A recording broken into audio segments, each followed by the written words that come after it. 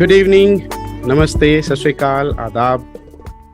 जज्बात के अगले सेशन में आप सबका एक बार फिर से बहुत बहुत स्वागत।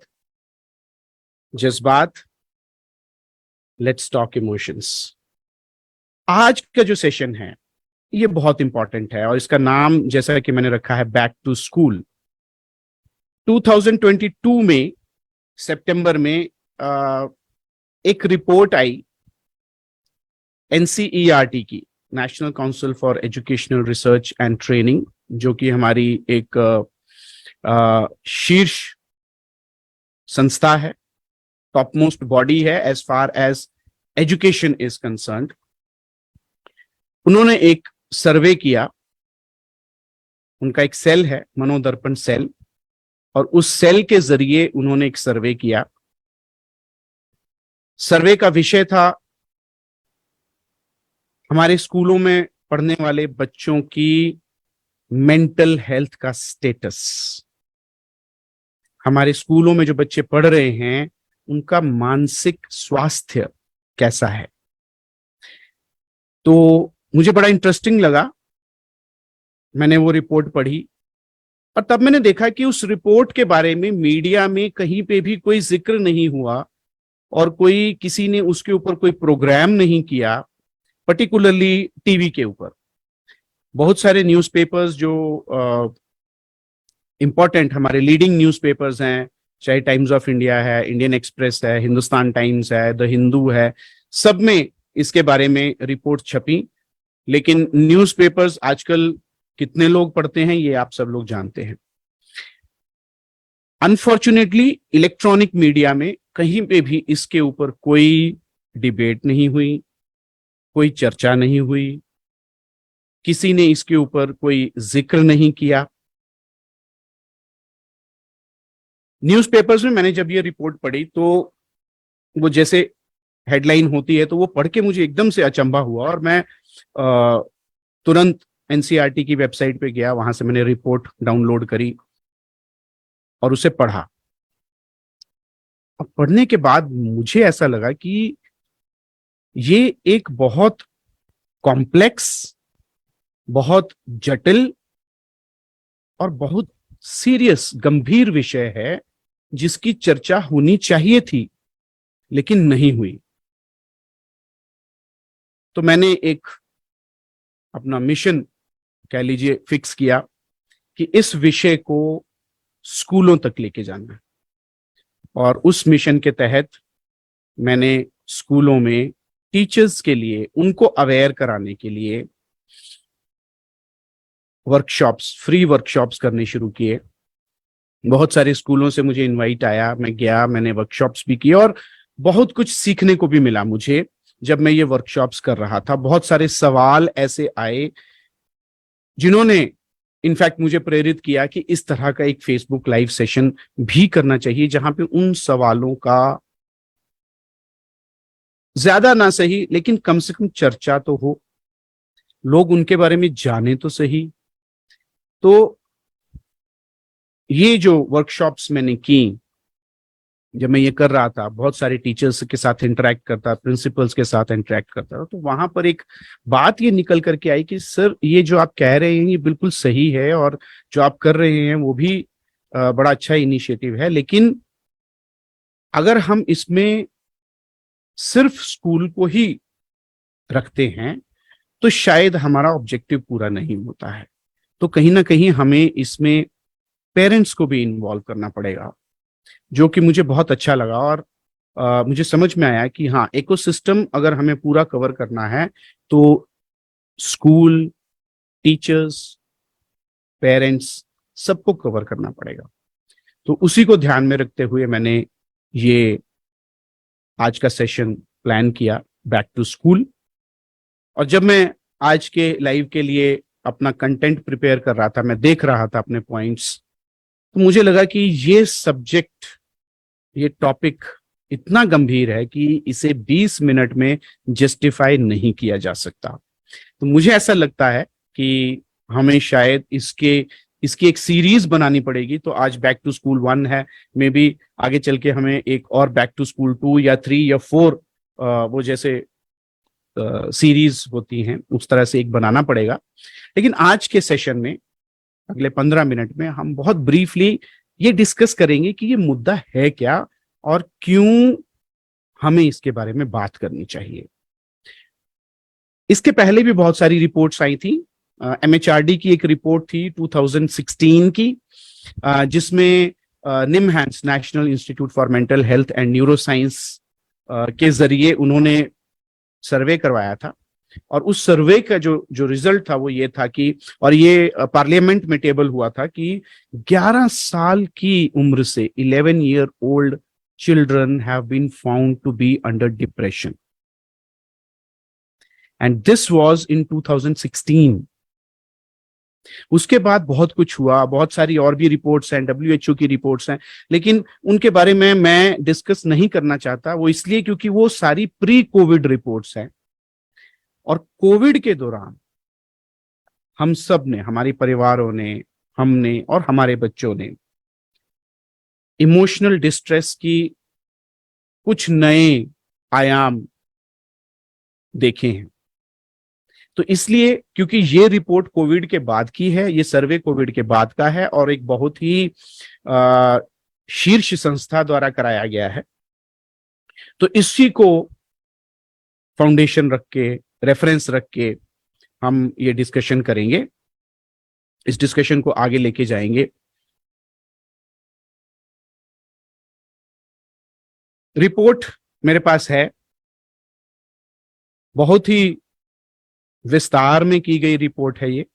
154 पेजेस की रिपोर्ट है, तो सारी चीजों को हम डिस्कस नहीं कर पाएंगे, लेकिन कुछ इसके जो मेन पॉइंट्स हैं, जो मेन चीजें इसके अंदर कवर हुई हैं और कैसे ये सर्वे किया गया है, उसको आज हम समझने की कोशिश करते हैं कि किन बिंदुओं पर ये रिपोर्ट हमारा ध्यान केंद्रित करती है।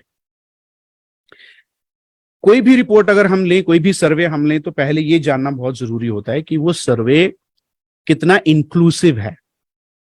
क्या उसमें हर तबके, हर वर्ग,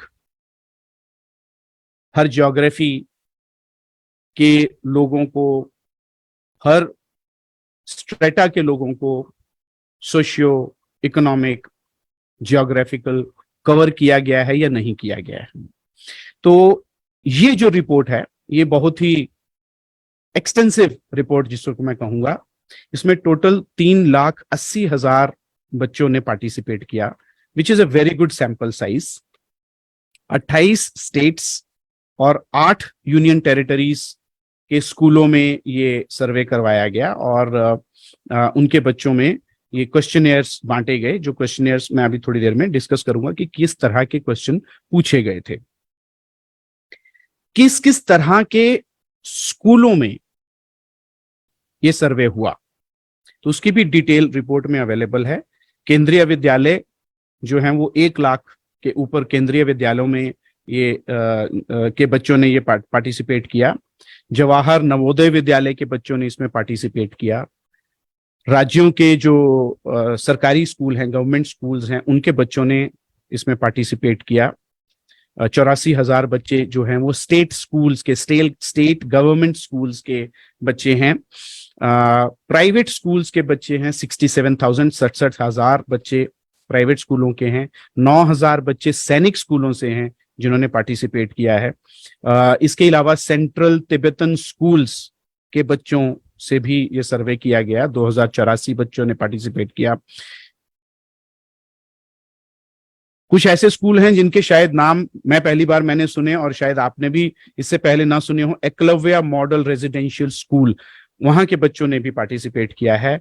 डिमॉन्स्ट्रेशन मल्टीपर्पज स्कूल्स के बच्चों ने पार्टिसिपेट किया है, और कस्तूरबा गांधी बालिका विद्यालय, वहां के 250 बच्चों ने इसमें पार्टिसिपेट किया। तो अगर हम देखें तो इसका जो एक्सपेंस है वो बहुत बड़ा है, बहुत बढ़िया है, और हर तरह के वर्ग के, ज्योग्राफी के स्कूल्स जो हैं वो इसमें कवर्ड हैं, फेयरली कवर्ड हैं। अब आते हैं क्लासेस पे। कौन कौन सी क्लासेस के बच्चों से ये सवाल पूछे गए, ये बहुत इंपॉर्टेंट है। और इंपॉर्टेंट चीज ये है कि इसमें 6th स्टैंडर्ड के बच्चों से भी सवाल पूछे गए हैं। Sixth, seventh, eighth and ninth middle section से, और 10th, 11th एंड 12th जो है वो सेकेंडरी सेक्शन के बच्चों से सवाल। तो 6th स्टैंडर्ड से लेके 12th स्टैंडर्ड तक के बच्चों से सवाल पूछे गए हैं। तो जो विषय आज हम डिस्कस करेंगे, इस बात को हमें ध्यान में रखना है कि इसमें अगर आपके बच्चे 6th से लेकर के 12th स्टैंडर्ड तक पढ़ाई कर रहे हैं तो कहीं ना कहीं वो इस स्पेक्ट्रम में कवर हो रहे हैं। फिर बात आती है जेंडर इक्वालिटी की। तो क्या लड़कियों और लड़कों का योगदान इसमें बराबर का था? बिल्कुल बराबर था। 1,88,000 लड़कियों ने पार्टिसिपेट किया है और 1,00,000 लगभग उतने ही 1,90,000 लड़कों ने इसमें पार्टिसिपेट किया है। 11 लोग जो हैं वो थर्ड जेंडर के हैं जिन्होंने इस सर्वे में पार्टिसिपेट किया है। तो जेंडर वाइज ऑल्सो अगर हम देखें तो सब तरह से इसको प्रॉपर कवरेज जो है वो की गई है। अब आते हैं उन सवालों पे जो इस सर्वे में उठाए गए, और साथ में ये भी डिस्कस करेंगे कि इन सवालों का रेलेवेंस क्या है, क्यों हमें सोचना चाहिए इन सवालों के बारे में। तो सबसे पहला जो सवाल पूछा गया वो था regarding satisfaction with body image. बच्चों को अपनी बॉडी इमेज के प्रति कितनी सेटिस्फैक्शन है, how satisfied they are with their body image. तो इसमें 55% बच्चों ने कहा दैट दे आर सेटिस्फाइड, वो जैसे हैं they are happy with it. But 45% बच्चे ऐसे हैं जो ये कह रहे हैं कि कुछ परेशानी है। कुछ को परेशानी है कि वो मोटे हैं, कुछ को परेशानी है कि वो बहुत दुबले हैं, कुछ को अपने कद से परेशानी है, और ज्यादा इसमें जो योगदान मैं मानता हूं इस चीज में वो आज के सोशल मीडिया का है। क्योंकि हर व्यक्ति जो है वो कुछ नए नए फिल्टर लगा लगा करके अपने अपने फोटोग्राफ्स को ब्यूटीफाई कर रहा है, और देखने वाले को लगता है कि मैं भी ऐसा बनूं। एक वो एस्पिरेशन होती है कि मुझे भी ऐसा, मेरी भी फोटो ऐसी आनी चाहिए। तो वो शायद कहीं जन्म देती है। एक बीच में एक चला था 0 साइज, तो वो एक अलग चीज शुरू हो गई थी। तो ये चीजें आती रहती हैं, फैशन आते रहते हैं, लेकिन उसका प्रभाव अब क्योंकि सोशल मीडिया इतना विस्तृत हो गया है और इतना एक्सेसिबल हो गया है कि उसका प्रभाव अब बच्चों के ऊपर बहुत ज्यादा देखने को मिल रहा है। दूसरा सवाल था satisfaction with the personal life. आप अपनी व्यक्तिगत जिंदगी से कितने संतुष्ट हैं? 51% बच्चों ने कहा that they are satisfied with their personal life. Almost आधी जनसंख्या बच्चों की ये मान रही है कि वो अपनी जिंदगी से सेटिस्फाइड नहीं है। अब ये एक सोचने वाली बात है, और इसको हम जोड़ के देखते हैं अगले तीसरे सवाल के साथ, जिसमें ये पूछा गया कि सेटिस्फैक्शन विद स्कूल लाइफ। आप अपनी स्कूल की लाइफ से कितने सेटिस्फाइड हैं? वहां पे परसेंटेज देखिए 73%। लार्ज पॉपुलेशन, ऑलमोस्ट 75% लोग, बच्चे ये कह रहे हैं कि स्कूल लाइफ बढ़िया है as compare to personal life, as compare to घर में जो हमारी लाइफ है। तो दोनों पॉइंट्स को अगर हम मिला करके देखें तो ये समझ आ रहा है कि they are happy going to the school rather than staying at home. तो ये एक सवालिया चिन्ह है, क्यों? बच्चे हैं, हो सकता है कि वहां पे खेलना है, मौज मस्ती है, मजाक है, फ्रेंड्स हैं, तो वो एक विषय हो सकता है, उसको हमें इसको मान करके उसको थोड़ा सा चलना चाहिए। लेकिन पर्सनल लाइफ के साथ सेटिस्फाइड नहीं है, ये एक मुद्दा है जिसे हमें गंभीरता से समझना चाहिए। 50% पॉपुलेशन, एंड दैट्स ह्यूज। फिर एक सवाल पूछा गया कि रिस्पॉन्सिबिलिटी ऑफ डूइंग वेल। अपनी जिंदगी में कुछ अचीव करना है, कुछ प्राप्त करना है, उसकी रिस्पॉन्सिबिलिटी 84% बच्चे मानते हैं कि मैं जिम्मेवार हूं, आई एम रिस्पॉन्सिबल। तो इसके दोनों पक्ष हो सकते हैं, नेगेटिव भी और पॉजिटिव भी। जब एक बच्चा ये मानता है जब मैं रिस्पॉन्सिबल हूं, तो माना जा सकता है कि वो अपनी पढ़ाई में ज्यादा ध्यान देगा या अपने जो उसके जो सीरियस काम है उसमें ज्यादा ध्यान देगा। लेकिन ये भी हो सकता है कि मैं मानता हूं कि मैं रिस्पॉन्सिबल हूं, लेकिन मेरी टाइम मैनेजमेंट अच्छी नहीं है या मोटिवेशन नहीं है, और मैं ये मानते हुए भी कि मैं रिस्पॉन्सिबल हूं, मैं उस काम को नहीं कर पा रहा हूं। और जब ऐसी स्थिति आती है तो that gives rise to frustration, dissatisfaction. So ये भी पॉइंट जो है वो कहीं ना कहीं ऊपर वाले पॉइंट जो personal satisfied with personal life है उसके साथ जाकर के मैच करता है। पढ़ाई में अच्छा करना चाहते हैं, लाइफ में अच्छा करना चाहते हैं, लेकिन कर नहीं पा रहे हैं, तो इसकी वजह से पर्सनल लाइफ से डिससेटिस्फाइड हैं। तो ये चीज टीचर्स ने भी मेरे साथ शेयर की कि सर हम बहुत बच्चों को बोलते हैं कि आप स्ट्रेस मत लो, और बहुत सारे बच्चे ऐसे हैं जो अच्छे हैं पढ़ाई में, लेकिन फिर भी वो हमेशा इस चीज के स्ट्रेस में रहते हैं कि अच्छे मार्क्स आने चाहिए और अच्छे मार्क्स आने चाहिए, इससे भी अच्छे मार्क्स चाहिए, क्यों ये एक नंबर क्यों कट गया। तो वो they are always stressed even though they are good in studies. तो ये भी एक टीचर्स का मेरे को फीडबैक मिला कि ऐसे भी बच्चे हैं कि उनको हम समझाने के, पेरेंट्स भी कहते हैं कि बेटे तुम प्रेशर मत लो, तुम स्ट्रेस मत लो, लेकिन बच्चा खुद ही अपने ऊपर स्ट्रेस ले रहा है।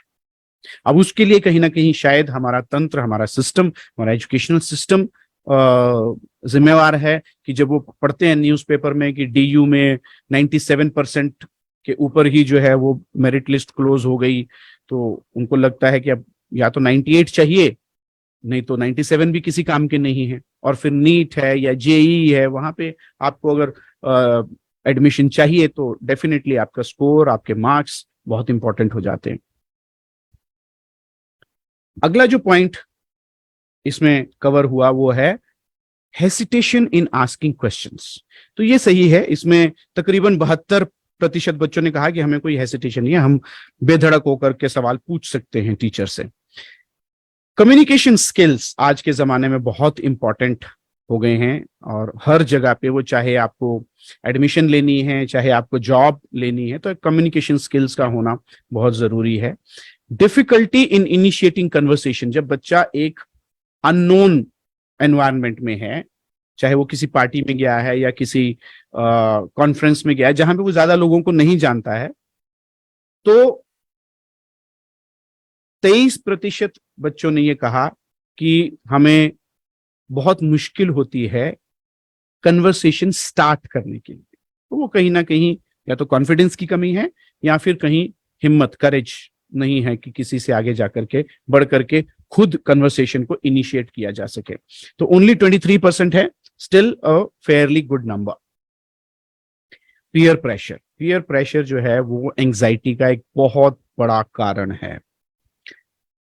और पीयर प्रेशर के बारे में बच्चों ने क्या कहा, 33% बच्चों ने कहा दैट पीयर प्रेशर के लिए most of the time they are complying with it. They are trying to comply with the peer pressure which is around them. 33% बच्चे ऐसे हैं जो काम कर रहे हैं वो इसलिए कर रहे हैं कि उनके दोस्त वो करते हैं, या उसके पास ऐसा फोन है तो मुझे भी ऐसा फोन चाहिए, वो इस तरह से बिहेव कर रहा है तो मुझे भी वैसा बिहेव करना है। तो वो पीयर प्रेशर में आकर के उसको कंप्लाई करने की कोशिश करते हैं। सेल्फ ट्रस्ट वर्दीनेस, अपने ऊपर विश्वास, तो ये अच्छा फिगर है। 70% बच्चों ने कहा that they are quite they trust themselves that they can achieve whatever they want in their life. So this is a good figure. Perception of receiving social support, समाज में मुझे एक्सेप्टेंस मिलेगी अगर मैं अपनी दिक्कत, अपनी प्रॉब्लम किसी के साथ शेयर करूंगा, पेरेंट्स के साथ, फ्रेंड्स के साथ, टीचर्स के साथ, तो मुझे सपोर्ट मिलेगी। ऐसी परसेप्शन केवल 58% बच्चों की है, यानी कि 42% बच्चे ऐसे हैं जिनको ये लगता है कि अगर मेरी दुविधा, मेरी प्रॉब्लम मैं किसी के साथ शेयर करता हूं तो शायद मुझे सपोर्ट ना मिले। Now, this is also an alarming figure. It's almost about 50%. अगला सवाल जो है वो हमारा आज का मेन मुद्दा है, तो उसको मैं छोड़ देता हूं. I will come back to that question a little later. Lack of concentration, अच्छा फिगर है. ओनली 29% बच्चों ने कहा कि उनकी कॉन्सेंट्रेशन नहीं बन पा रही है. फीलिंग ऑफ हैप्पीनेस, तो ये I am happy, they are happy in all the conditions, in whatever condition they are, 67%, which is fairly good. Almost 70% बच्चे ये कह रहे हैं that they are happy with whatever is going on in their life. Mood swings, अभी mood ऐसा है, कभी mood ऐसा है, एकदम से गुस्से में आ जाएंगे, एकदम से फिर ठंडे हो जाएंगे, एकदम से चिल्लम चिल्ली शुरू हो जाएगी और फिर एकदम से प्यार मोहब्बत पे आ जाएंगे. तो एकदम मूड स्विंग है, पता नहीं चल रहा है, सुबह कुछ और है, शाम को कुछ और है. तो इस तरह के मूड स्विंग्स जो हैं वो 43% बच्चों में पाए गए हैं.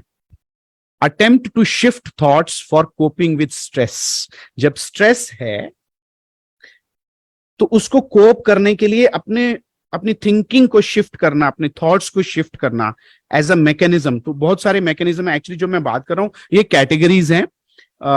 इसके अंदर सब कैटेगरीज हैं. Like 28% children have said that they use yoga for coping with stress.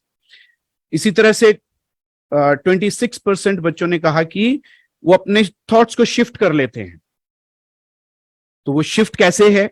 अगर मुझे स्ट्रेस हो रहा है पढ़ाई से, तो एक ये भी हो सकता है कि मैंने म्यूजिक सुना और मेरे थॉट शिफ्ट हो गए, मैंने स्ट्रेस को कोप कर लिया. ये भी हो सकता है कि मैंने वीडियो गेम ऑन कर ली और मैंने अपने थॉट्स को शिफ्ट कर लिया और मेरा स्ट्रेस खत्म हो गया. ये भी हो सकता है कि मैंने टीवी ऑन कर लिया और मैंने अपने स्ट्रेस को कोप कर लिया. तो ये शिफ्टिंग ऑफ थॉट्स के अलग अलग तरीके हो सकते हैं, तो वो डिटेल्स में आज हम नहीं जाएंगे. Lack of social interaction in online classes, तो अब उन कुछ सवाल ऑनलाइन, क्योंकि कोविड में बहुत सारा जो समय था वो बच्चे ऑनलाइन क्लासेस के ऊपर थे, तो बहुत सारे सवाल जो हैं वो ऑनलाइन क्लासेस के बारे में पूछे गए. तो 39 बच्चों ने ये माना कि हाँ सोशल इंटरेक्शन नहीं है बिकॉज ऑफ ऑनलाइन क्लासेस. 51% बच्चों ने कहा कि उनको मुश्किल होती है ऑनलाइन कंटेंट को समझने में. They find it difficult to learn online content, learn from online content. 51% बच्चों ने, तो ऑलमोस्ट जब हमारी ऑनलाइन क्लासेस हो रही थी तो आप ये मान के चल सकते हैं कि 50% बच्चे ऐसे थे जिनको कुछ शायद समझ ही नहीं आ रहा था. फीलिंग होपफुल इन स्ट्रेसफुल सिचुएशंस, जब स्ट्रेसफुल सिचुएशन है, वो चाहे एग्जाम्स हैं, चाहे कोई वाइवा है, चाहे कोई इंटरव्यू है या कोई हेल्थ इश्यू है, जब स्ट्रेस हो रहा है, तो how many children are hopeful in such situations? 39%, almost 40%. 60% बच्चों ने कहा that they lose hope when they are under stressful condition. They do not know how to remain positive in a condition which is strenuous. तो ये भी एक बहुत important मुद्दा है. Coping with stress, stress management जिसको हम कहते हैं, तो वो ऑलमोस्ट 60% बच्चों के पास वो स्किल नहीं है उसको कोप कर पाने का, स्ट्रेस को. Now coming to the main point of today's discussion and that is cause of anxiety.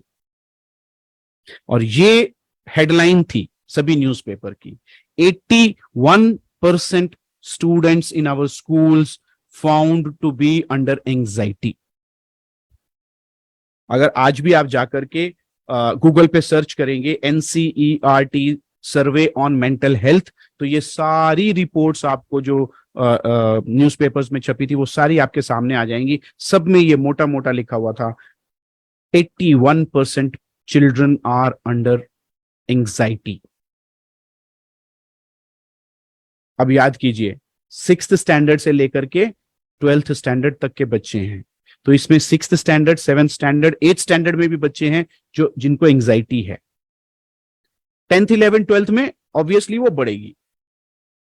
अब एंजाइटी का क्या है? अगर ज्यादा समय एक बच्चा एंजाइटी की कंडीशन में रहता है तो बहुत चांसेस हैं कि वो आगे जाकर के गंभीर होती जाएगी, सीरियस एंजाइटी हो जाएगी, और ये भी पॉसिबिलिटी है कि वो डिप्रेशन में कन्वर्ट हो जाए. अब आज हम स्कूल के बच्चों की बात कर रहे हैं, 6th 7th 8th 9th 10th 11th 12th के बच्चों की बात कर रहे हैं। जब यही बच्चे कॉलेज में जाएंगे तो इनके प्रेशर्स, इनका स्ट्रेस लेवल और ज्यादा बढ़ने वाला है। तो जब स्ट्रेस बढ़ेगा तो एंजाइटी और बढ़ेगी। यानी कि अगर स्कूल में ये मात्रा 81% है, तो इमेजिन कीजिए कॉलेजेस यूनिवर्सिटी में ये नंबर्स कहां पे गए होंगे। इमेजिन करके देखिए, आपके सामने एक क्लास है जिसमें 40 बच्चे बैठे हैं, यानी कि उसमें से 32 बच्चे ऐसे हैं जो किसी ना किसी एंजाइटी लेवल के ऊपर बैठे हैं। अब उसमें आपके बच्चे वो 32 में हैं या वो 8 में हैं, ये आप कैसे पता लगाएंगे?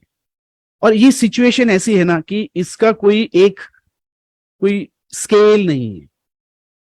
इसको आप ये नहीं कह सकते कि आज ऐसा है, ये 6 महीने में ये सिचुएशन बदल जाएगी। आज बच्चा एंजाइटी में नहीं है, बीच में कुछ ऐसा हो गया, फैमिली में कुछ ऐसा हो गया, रिलेशनशिप्स में कुछ ऐसा हो गया, हेल्थ की वजह से कुछ ऐसा हो गया, तो वो जो बच्चा आज एंजाइटी में नहीं है वो कल एंजाइटी में जा सकता है।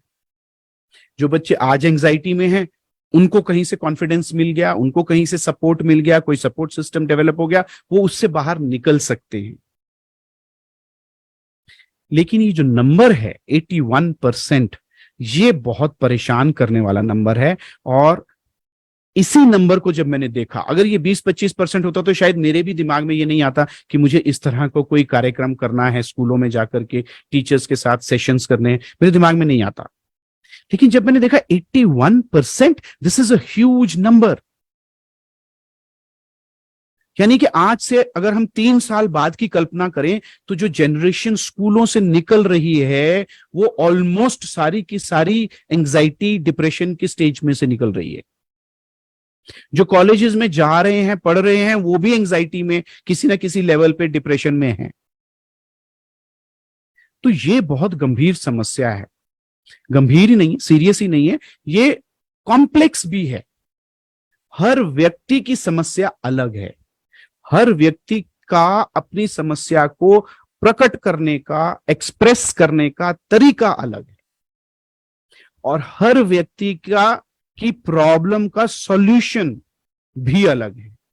ये कोई दवाई नहीं है जो आप केमिस्ट के पास से जाएंगे, लेके आएंगे और हेडेक हुआ और सबको आपने ब्रूफन दे दिया और सबका हेडेक ठीक हो गया। नहीं, it's very very specific to an individual. और उस इंडिविजुअल बच्चे के साथ इंटरैक्ट करके, समझ के, ये जानना कि क्या मेरा बच्चा 81% में तो नहीं है, ये रिस्पॉन्सिबिलिटी किसकी है। जो मैं वर्कशॉप स्कूलों में कर रहा हूं, मैं वहां टीचर्स को ये अवेयर कराता हूं, उनको ये बताता हूं कि सब्जेक्ट पढ़ाने के साथ साथ आपको ये भी ध्यान देना है कि बच्चे की मेंटल हेल्थ कैसी है। स्कूल को भी इस विषय के ऊपर बात करनी है, इसके ऊपर कुछ समय, कुछ टाइम स्पेंड करना है। लेकिन ज्यादा जिम्मेदारी जो है वो पेरेंट्स के ऊपर आ जाती है, क्योंकि आप उसके साथ ज्यादा वक्त गुजारते हैं और घर पे आप उसको ऑब्जर्व ज्यादा गहराई से कर पाते हैं, और फिर आपके साथ उसका एक रिश्ता है, एक इमोशनल कनेक्ट है। तो आप उसको जल्दी, तुरंत, अच्छे से समझ पाएंगे अगर वो किसी प्रॉब्लम से गुजर रहा है तो इसके साथ ही हम आज के सेशन को कंक्लूड करते हैं। आज हमने सिर्फ बात की कि प्रॉब्लम क्या है, इसके सॉल्यूशन कैसे हैं, क्या करना चाहिए, क्या हम कर सकते हैं, इसके बारे में बात करेंगे अगले सेशन में। अगर आपको ये लगा कि ये सेशन इंपॉर्टेंट था, इस विषय पर बात होनी चाहिए, ये विषय इंपॉर्टेंट है, हमारी फ्यूचर जनरेशंस के बारे में हम बात कर रहे हैं, उनके फ्यूचर के बारे में है, तो इस वीडियो को आप अपने फ्रेंड्स, अपनी फैमिली, अपने सोशल सर्कल में जहां पर भी आपको लगता है कि ये विषय डिस्कस होना चाहिए, अपने सोसाइटी के व्हाट्सएप ग्रुप्स में ज्यादा से ज्यादा शेयर कीजिए, ताकि वो लोग भी इसको समझ पाएं। और अगर उनको अच्छा लगे तो वो अगले सेशन में, अगले जो हमारे सेशंस होंगे जिसमें हम इसी विषय को और ज्यादा डिटेल में डिस्कस करेंगे, वो हमारे साथ जुड़ करके और ज्यादा इस विषय के बारे में सीख सकते हैं। Thank you so much, have a great day, bye bye.